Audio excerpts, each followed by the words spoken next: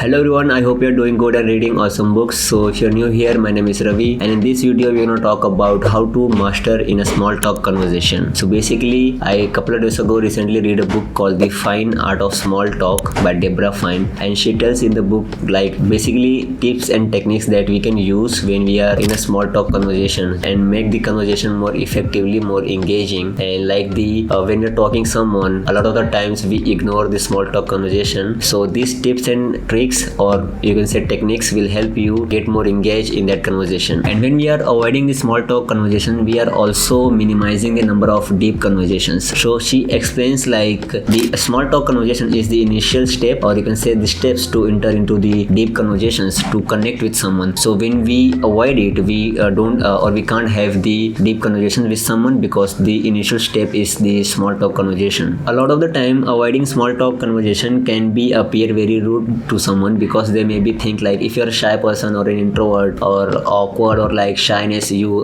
in the conversation you having very anxious feeling, they maybe think like you are very rude or you don't like to talk. So this can be happen, and Deborah Fine explains like if you're a shy person or an introvert, this is not a problem. The problem is you don't know how to start the conversation or how to keep the conversation going on, or like keep the conversation very interesting. And in this book she tells you like the tips and the techniques that everyone can use to master in a small talk conversation. So as I was reading the book, I found out very interesting 4 steps framework, or you can say 4-step guide to master in a small talk conversation. So basically how to start a conversation and how to end the conversation in a very smoothly way. So the first step is choose someone and introduce yourself. So basically before starting any conversation, we have to find someone to start the conversation with. So she tells you 2 steps that everyone can follow. So the first step is, let's suppose you are in a room full of people doing their own thing, having their own activity, and some of them involved already within conversation. So she tells you like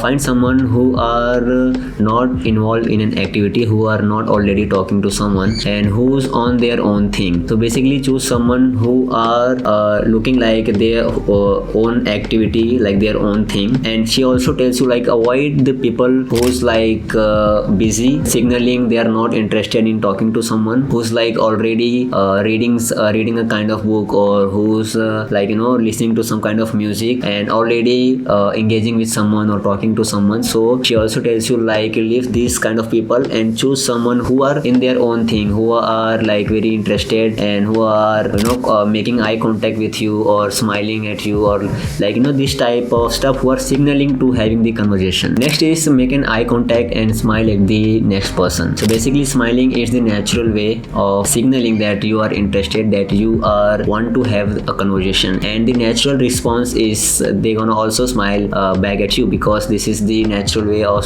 smiling. This is also the signaling that you are interested, and maybe if they are not interested, they don't smile back at you, because this can be happen a lot of the times. The next step is start a conversation. So basically once you have chosen someone to talk to, go to them, smile again, and introduce yourself like, hi, my name is Ravi, and focus like how they return the introduction. So basically they will say like, nice to meet you, my name is Arjun. And as soon as they say their name, focus the name. As soon as they say their name, use the name in the conversation whenever possible. So basically when you use someone's name in the conversation, they will be more interested into the conversation as well. You may be thinking like, yes, the introduction is the thing that we can initiate the conversation with, but what are the other options that we can use? And the author of the book talks about it doesn't matter like what you're going to say. What is matter is, in theory you could say anything, but what matters is you initiate the conversation. It doesn't matter like what you're going to say, you could say anything, but the important thing is you are genuinely interested in the other person's answer. So basically you are interested to having the conversation with. She also recommends, if you are having trouble to break the ice to open the conversation, you can use like as a statement on the basis of the event that you are having, or the situations that you are having, or like when you so you can use that as a statement and ask related questions according to that. So the next step is keep the conversation going. So once you have started the conversation, once you have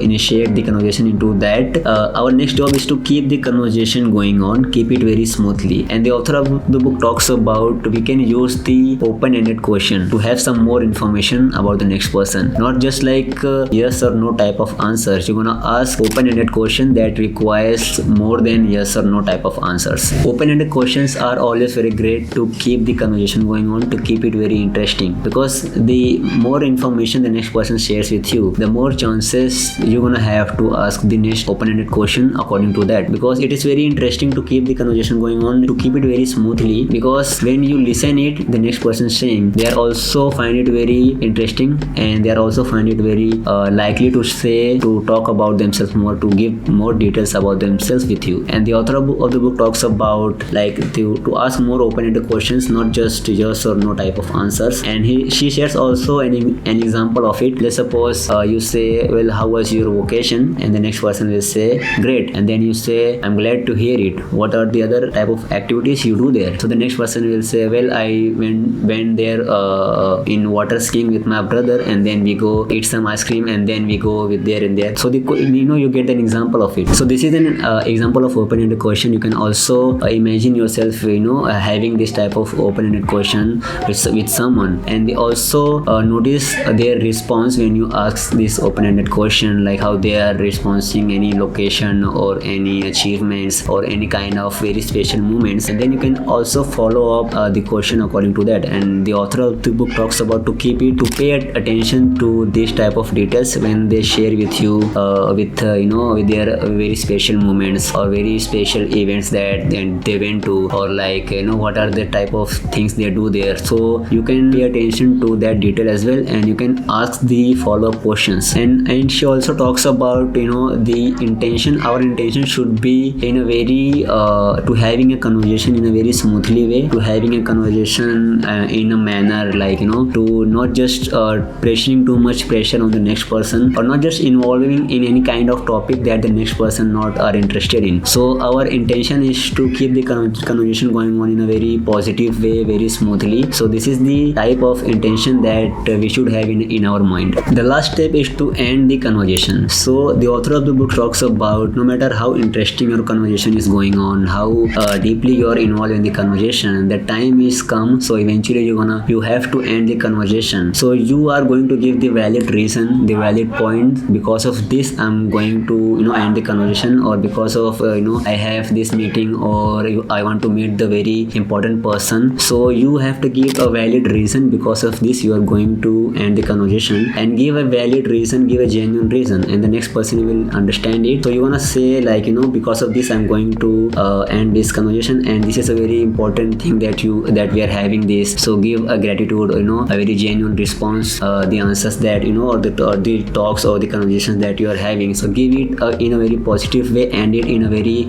smoothly way. Because of the genuine reason, the next person will also find it in a very positive way, because you give a valid reason to end the conversation with. And you can also say like because of this conversation I learn a lot of the things, the very interesting things that your thought is very similar to mine, and I thinking like that way. So you can always gratitude it and respond like in a very positive way. So these are the 4 steps that you can use to master in any small talk conversation, from start to finish, from the initial state to the ending state, to how to start a conversation, to how to keep it going, and how to end the conversation in a very smooth way. So the steps that I had shared you in this video, I learned from these 4 steps in the book called The Fine Art of Small Talk. The author of the book is Deborah Fine. So I will put the link in the description box below, so you guys can check it out, the book as well. I hope you guys enjoy the video, so make sure to share it and like this video. And if you are new to my channel, make sure you subscribe it, and I will see you guys in the next video. Bye.